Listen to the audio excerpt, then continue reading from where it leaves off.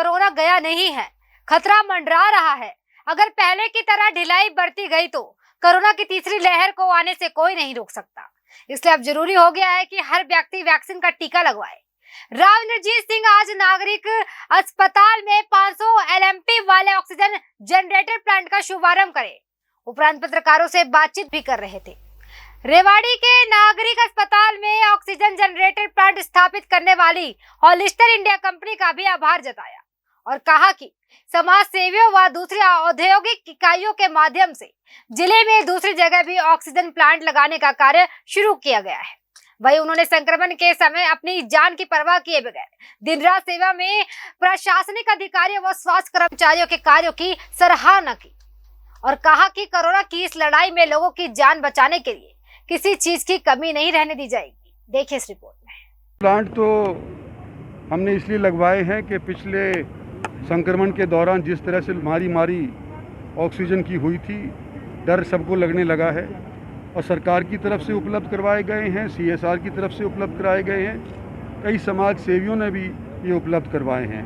आज रेवाड़ी के अंदर हॉलिस्टर इंडिया के माध्यम से ये ऑक्सीजन प्लांट लगा है, लेकिन जो बावल रह गया है, नाहड़ रह गया है और ज़िलों के अनेक हेडक्वार्टर्स रह गए हैं, वहाँ पर भी ये योजनाएं लगने लग रही हैं। कुछ भारत सरकार की तरफ से NDRF डिज़ास्टर रिलीफ जो है उसका पैसा है वो उसके माध्यम से लगने जा रहे हैं। कई जगहों पे गुड़गांव जैसी जगहों के ऊपर जहाँ पर इंडस्ट्री अच्छी खासी है वहाँ पर इंडस्ट्री के माध्यम से CSR के माध्यम से लग रहे हैं और कुछ इंडस्ट्री वाले जहाँ इंडस्ट्री नहीं है वहाँ पर भी अपना हाथ बढ़ा रहे हैं और ऑक्सीजन प्लांट लगाने की कोशिश कर रहे हैं। वैक्सीन की बात करें, स्टाफ तो है ही नहीं सर, इक्विपमेंट तो आ गए लेकिन स्टाफ नहीं। पीछे जो वेंटिलेटर भिजवाए थे PM फंड से भी, वेंटिलेटर चलाने के लिए ऑपरेटर तक हाँ, ये थोड़ी सी दिक्कत रही। नल्लड़ जैसे स्थान के ऊपर भी 13 14 वेंटिलेटर पड़े रहे, लेकिन उनके चलाने वाला ट्रेंड बंदा नहीं मिल पाया। यही और ज़िलों के अंदर भी कई जगह ऐसी हुई, तो इसको पूरा करने के लिए आज के दिन ट्रेन करवाए जा रहे हैं, चाहे वो 3rd ईयर के स्टूडेंट हो MBBS के या 2nd ईयर के हों, उनको भी इस्तेमाल किया जा रहा है। और आने वाले समय भगवान ना करे कि तीसरी वेव आए तो इस तरह की किल्लत ट्रेंड पर्सनल की ऑक्सीजन प्लांट ICU प्लांट चलाने के लिए शायद ना हो। जब देश की आबादी के हिसाब से बहुत कम वैक्सीन लगी है, क्या कोई रफ्तार बढ़ाई जाएगी? देखो, हमारे देश के अंदर वैक्सीनेशन की पहले तो लोगों को डर था, भय था। कई तो लोग यूँ कहते हैं कि अगर हम लगवा लेते हैं तो शायद नपुंसक हो जाएंगे, कोई कहता था कि हम बीमार हो जाएंगे, लोग मर जाएंगे। तो हमारे यहाँ वैक्सीनेशन बहुत लेट शुरू हुआ। अमेरिका के अंदर जहाँ लोग न केवल समर्थ हैं लेकिन हमारे से अपने आप को बुद्धिमान ज़्यादा समझते हैं, वहाँ पर भी जब वैक्सीनेशन की तादाद और पूरी उपलब्ध है उनको पास वैक्सीन, वो भी हमारे से कई गुना पीछे पड़े हुए हैं। तो मैं नहीं समझता कि आज के दिन हमारे को ऑक्सीजन की वैक्सीन की कमी आने देगी सरकार। आने वाले समय के अंदर पूरे तौर के ऊपर सारी पॉपुलेशन को हम वैक्सीनेट करने की कोशिश में है। युवाओं में जोश है वैक्सीनेशन के लिए, लेकिन 18+ के लिए जो ऐप बनाया है उस पर कहीं ना कहीं दिक्कत आती है रजिस्ट्रेशन की। तो इसके लिए कुछ सरकार विशेष करने जा रही है तो इसके लिए देखो, ये डेवलपिंग प्रोसेस है।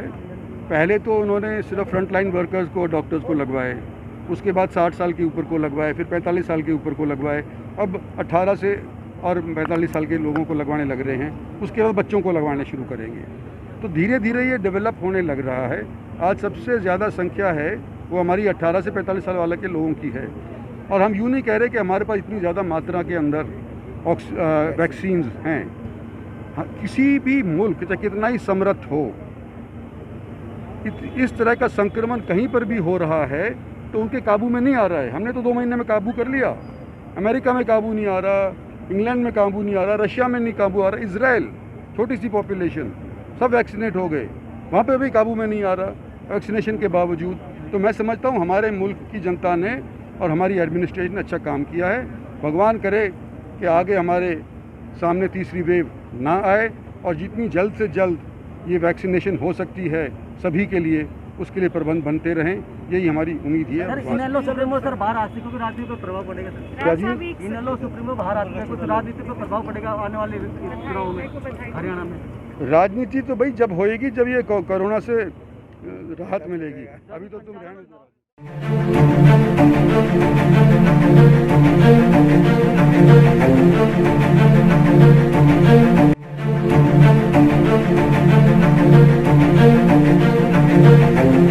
ऐसा अवसर फिर नहीं मिलेगा। अब हरियाणा सरकार की दीनदयाल आवास योजना के अंतर्गत सेक्टर 1 तरावड़ी में 135 और 142 गज के प्लॉट्स मात्र 21,000 रुपए देकर बुक करवाएं। क्रेडिट सोसाइटी, सड़क, sewerage, street light, park, community centre, तुरंत रजिस्ट्री और पोसेशन भी। कॉल 9466034000।